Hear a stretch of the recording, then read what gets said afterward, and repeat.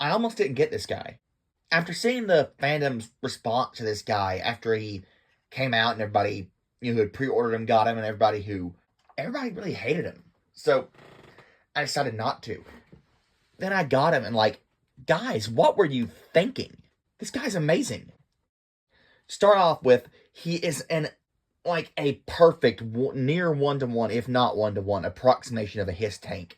All the original stickers are here, but in prints, and they're great prints.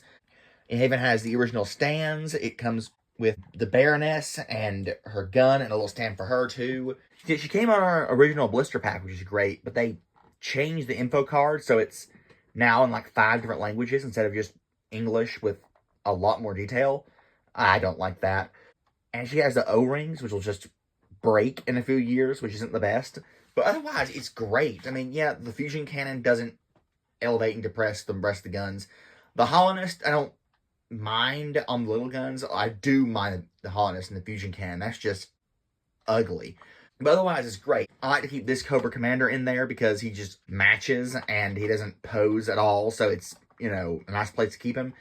And the only place you can tell he's a Transformer is up at the front, which is, I don't mind that. You can't really see it from most angles.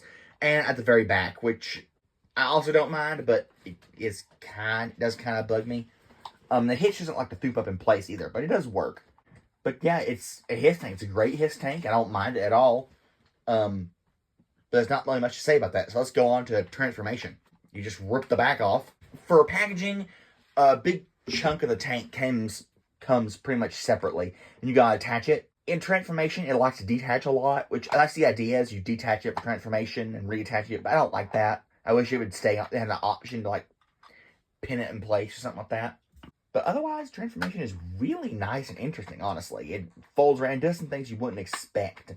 I do wish this piece would fold down a bit more to be able to get in to fill up the gap, but and there actually is an order of operations to some things. You can't just kind of willy-nilly do it. There's different steps that kind of help make sure everything locks in. You fold the arms up, fold down the chest, fold the arms in the rest of the way, which locks the chest in, and everything will be locked in by the back. But it doesn't lock in that securely, so it's easy to come untabbed. I don't like that. So yeah, there's HISS tank Megatron.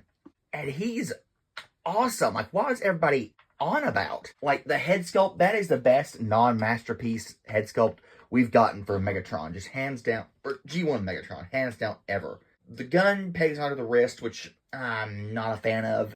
Well, I don't mind that, but what I really don't like is the fact that the gun's peg is super short, so the gun falls off really easily. Otherwise, the gun's fine, the shield's fine. Megatron pretty much always comes to the shield nowadays because they can't figure out a certain part of the transformation. Almost like he wasn't meant to transform into any sort of tank at all. But people say this looks like G1 Megatron with HISS tank bits on him. I think they incorporated the HISS tank pretty well, and I don't mind it, honestly. I like the fact there are hues that you can still recognize this as the, G1 Megatron. Some of the G.I. Joe Transformers comics did the opposite approach, which was you have no idea who these Transformers are, aside from their head, which to me isn't that inspired. I like to have a blend. To me, this blend is, it's a good blend. It's honestly, for the price it's going for on clearance, it's great. For the price it originally goes for, a commander size, commander class, commander price figure. Yeah, he has accessories, but the articulation should have been better. And I don't know if they could have gotten a waist joint, but the hollowness as well, it doesn't bug me that much because I only display them from the front. I don't display my figures facing the wall. But I do wish, again, this part would fold down a bit more. And the hollowness, I understand why it's there for transformation, but I wish they could have had some panels to flip out and fill them. The paint work on this thing, again, is amazing. The entire, shins, front of the legs, painted gray. He's got all a nice G1 Megatron chest work detail. The gun, for some reason, again, it's painted black and cast gray, which I don't know how they wasted budget on that. But it's just the things you can do with him. The things you can do with him. You can still get him to pose really well. The hip flaps don't get in the way as much as you'd think they would. You can just move them out of the way if you want to. I think they're a bit too big, but again, you can't mass shift in real life. He's got ratcheted legs and really stiff knees. So he's not gonna, he can hold a pose even though he doesn't have a ankle tilt. And he has heels, posable heels, and posable feet that are sculpted at a bit of an angle, like Magnus, but not too bad. And you can stand him up straight and it doesn't look bad either. So it gets around that flaw. I don't mind the flaws as much as most Transformers fans. Yeah, some of the hollowness, like right here, that could easily have been fixed.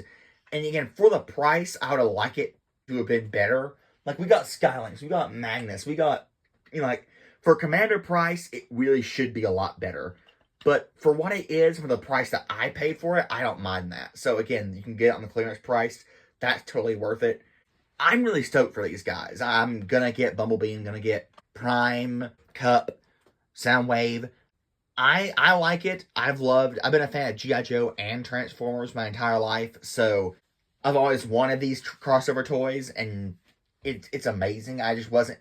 The fan reviews were just saying that this guy was a pile of hot garbage.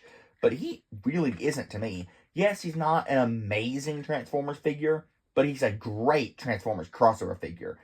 And when you look at it that way, I can really forgive the problems, even though for the price, yeah, he should have been a bit cheaper because of the problems. But, you can say it's licensing costs, but they're paying they're not licensing anything because they're licensing it from themselves, Hasbro to Hasbro. But he is super cool. I don't mind the hook in the front. I don't really see it that often. So, yeah, if you're a Transformers fan, if you don't like it, you don't have to get it. But this isn't for pure Transformers fans. Unless you're like a collector who wants to get every single Transformer, in a wave and complete a set or something like that and get everyone that comes out, which, gosh, you must have a lot of money. But yeah, if you're a pure Transformers fan and you don't like this figure because of the flaws, there's no reason you have to get this. But because this is for fans of Transformers and G.I. Joe. And if you're a fan of both of those things, this figure, just the fact that it exists and that it's a G.I. Joe Transformer crossover, personally, I think it'll make you, like me, just so happy to have it that you'll forgive the flaws and the nitpicks, honestly. But yeah, G.I. Joe Megatron. It's amazing. I like it. Should you get it? It depends on who you are. I got it because of who I am, because of my interest, and I really do like it. It hasn't disappointed me, honestly. Really, I've had it for a few months now. I still really love it. I couldn't see myself without it, honestly. Especially because the Skybound comics, the crossovers they're making, just I can't wait to see where that goes. And the new movie they announced. Why is everybody complaining about the movie too? The movie's going to be amazing. I thought we had all been wanting this for years. Thought everybody loved G.I. Joe crossovers. Do we hate it? Really? Since when? I don't know. Anyway, bye.